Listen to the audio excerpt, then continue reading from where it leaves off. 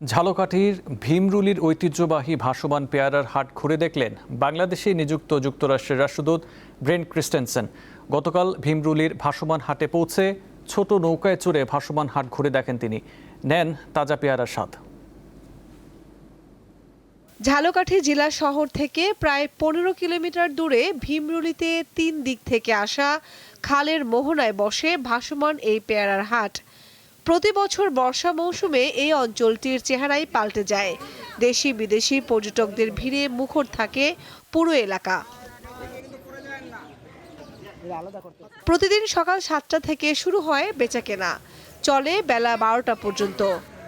চমৎকার এই দৃশ্য দেখতে রবিবার পেয়ারার বাজারে যান বাংলাদেশে নিযুক্ত মার্কিন রাষ্ট্রদূত ব্রেন্ট টি ক্রিস্টেনসেন। নৌকায় চড়ে বাজার ঘুরে দেখার পাশাপাশি তিনি উপভোগ করেন তাজা পেয়ারার স্বাদ। এই ভাসমান বাজারে এসে আমি খুবই আনন্দিত। এটা বাংলাদেশের একটা ইউনিক সাইট, খুবই দারুণ অভিজ্ঞতা। নদীতে ভ্রমণ, পেয়ারা খাওয়া, বিক্রেতাদের সাথে কথা বলা, কিভাবে নৌকায় পেয়ারা তোলে, এগুলো আমি দেখেছি। আমি একটা গুরুত্বপূর্ণ কথা বলতে চাই।